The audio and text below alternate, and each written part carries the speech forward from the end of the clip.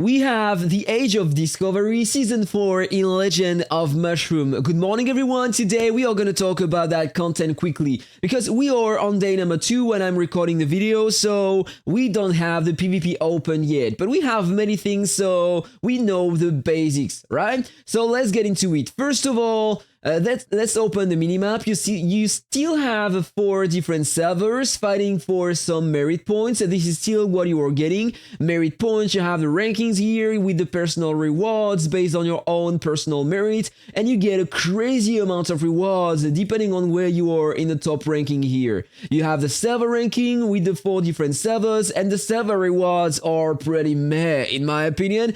Like, you are getting a lot of pals and skill coupons, and that's pretty all you are getting for your server, because the difference then between the different rankings is not that high.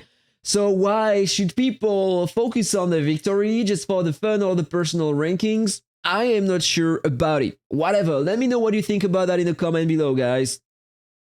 They should have increased the server rewards so people work as a team and not alone. This is my personal opinion.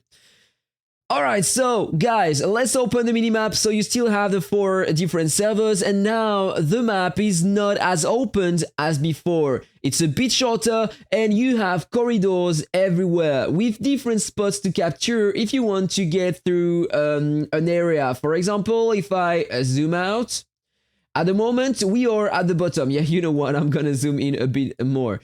This is my camp, alright? So every time I die, I'm teleported to my camp, and I need to redo the travel to the location I want, okay? So you have some resources spot, you have some totem spots as well, and you have the ruins here, alright? So on the first day, you can only access these that are in green here on my side. You can access the ruins, and basically you have a durability system now. The durability, you need to spend some durability to get some merit points. This is how it works. So if you go to the ruins, you can challenge that 1 time per day. You are getting these materials, so you have the same rewards as before. Some planks, some iron, some blueprints to upgrade your ports and stuff like that. You have some storm coins that you can spend in the shop. You have some tickets to summon some better ships. So you can get some stats outside of that event, outside of the Age of Discovery, and you have some marine data to upgrade other things. The marine data is replacing the treasures we had before on the previous seasons. Alright? So you can basically claim these rewards 1 time per day, so do it. And then it will convert the merit you still have at the ratio, the durability you still have into merits at the ratio of 1:1. But talking about the ranking, there is something bad that I would like to talk about. I'm going to talk about that right now. So first of all, you can see the durability I have. I have a 12,000 points. If I go on the level 1 resources here, you can see my teammates. They have a bit less than me, so the difference is not that huge, but this one has only 9k to 100. Yeah, it can make a big difference for the ranking at the end. I need to wait PvP to open to see how much merit points we are getting daily. Because at the moment, I feel like it's a bit pay to win, because let me remind you how the durability works. The more the power you have outside of the Age of Discovery event, the more the durability you have to start with. So this is why I have more than others, because I have more power here outside of the event. You have as well some supplies that you can purchase, this one for free, so you still have the buggles to reduce the duration of your traveling time. You have the repair sets, so you can get back some durability here by repairing your ship daily. You have your maximum here, you have your repair points recovery rate, so try to always spend your points to increase your merit points at the end. This is very important. So you can use the repair kits to repair that. Supplies, you have different packs. You can purchase some fast travels, or you can purchase some repair kits. And this is where it's getting more pay to win than before. Because before, you weren't buying these to be eligible to get some more merits during the day. You were basically buying some respawns. So when you were dying, you could respawn and stuff like that. And in my opinion, it was a bit less pay to win, because Here, when you buy the biggest pack here, you are getting 100 of these. But in the same packs, you are getting some supplies for your server as well. If you want to help your people progress faster in that content, you can purchase these and everybody can claim it 50 times maximum. It will give you some experience at your port, all right? So you can progress faster. At your port, you still have the same things as before. You need to spend some iron if you want to get some pieces here for your boats. You still have the same stats and the same rarities. You still have the level up feature here to get higher rates on the rarities. You need to spend some blueprints. Then you have the tactics center. This is something new. You have basically 3 different categories. And in my opinion, you should try to spend first on the campaign section because PvP isn't open yet. You don't care about increasing your damage on PvE things. With this one, for example, you are getting more damage on the resource points. If you want to defend them later in PvP, maybe it's going to be better. Here, you can basically gain more merit after PvP battles. So later, if you want to have some more merit, it could be great. But PvP starts on day 3, so I don't recommend to take that first. You can reset that later. When attacking totems or island prisons, you get more damage. So yeah, you still have the island prison in the middle. Oh wait, excuse me. Here, and it's accessible on day 5. Alright, so on day 5, maybe it's great to take that buff so you are getting more efficiency on that content to defend and get more merit points for your server, I suppose. On the campaign here, you are getting more timber, iron ingots and blueprints from resources points, and in my opinion, this is probably one of the best things to take early so you can level up your port and get more efficiency, personal efficiency, and help more your server as well, by the way. Or you have this one, each resource point yields 0.8 per hour repair points, so you can get some more merits if you are taking this one. Or this one, you get more storm coins, but yeah, let's be honest, the storm coins are absolutely useless. If I go back here, shop, this is what you can buy in the shop. Red Soul Selection 1, it sucks. If it was a Selection 2, people would farm the coins here to get them so early, they could basically get their Immortal Souls faster. But you have all the rewards inside and cost a lot for what it is, so I don't recommend to buy anything here, it sucks a lot. You still have the Marine Treasure here, and I am lacking only 4, so if I remain in the top 10 personal ranking, I will finally buy one of these, that mount or that artifact. That would be great. Never buy the Divine Feather coins, 20 is ridiculous, this is nothing. Purchase these if you can, if you have the maps here. Alright, so let's go back in the port, tactics center, strategy here, movement speed. So if you want to rush on the enemies to defend a spot, maybe it can be interesting to have some points in here. Or you have this one, you will make the opponent in the battle lose more durability after each battle, or here you will reduce the merit, the durability you will lose after a fight. So in my opinion, I want to level up my sheep, so for now I am focusing on that. The more the power I have early, the better in my opinion, but then the price increases, so I'm gonna jump on this one, so I will have more merit points as well. And then, good question, movement speed, I don't care about the other things to be honest. Here, battle, durability loss minus 5%. I don't know if it is working. When you are doing the ruins, you are dying basically, and it's lowering your durability. I don't know. No, it's not a victory, so it's not gonna work. Of course it's not. So I think I'm gonna stay with that for now, but you can reset, so you don't really care about what you are taking, you can reset that every time you want. So for now on the day 1, I suppose that this is the best thing to take. So then it's working as before, you have the auto feature here, you can select the higher the level, the more you can drop directly, so let's continue doing that. I can enhance my ship here. And by the way, you still have the Battleship draw here with the probabilities here, and they added one more ship to get. I don't know if we had this one before, the Dragon Boat, but I don't have it, and the stats given by these are given outside of the Age of Discovery, so this is still interesting to get some. I got nothing here. You still have the guarantee here after 500 draws, if I remember.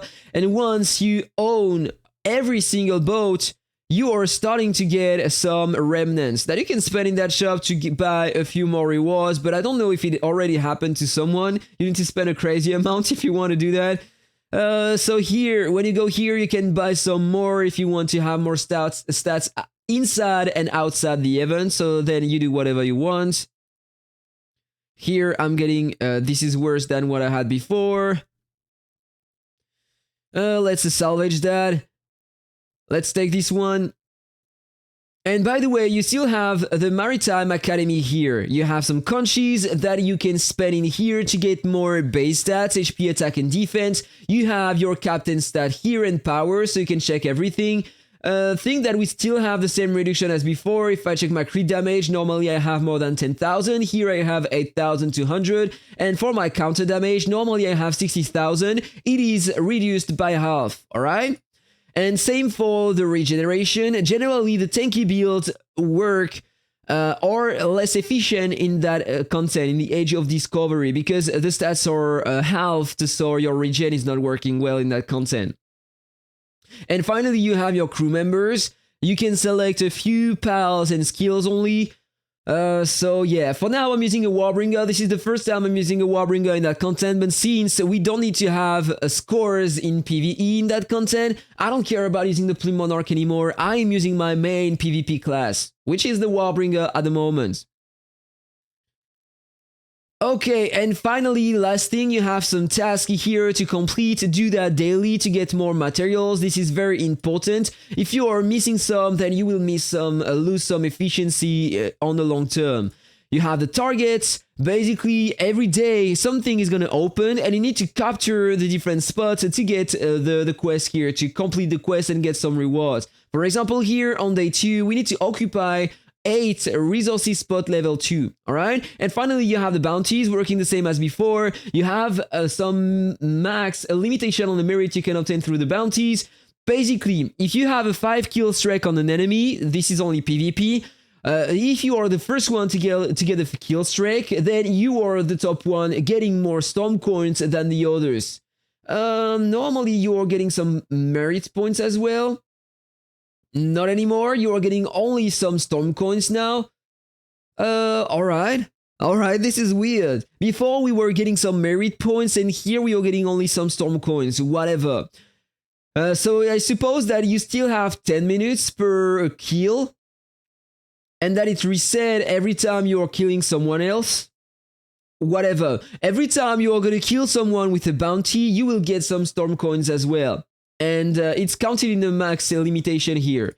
Then you have some achievements to get some more things as well, but you need to reach some merit points if you want to claim these. You have a lot of conchies inside.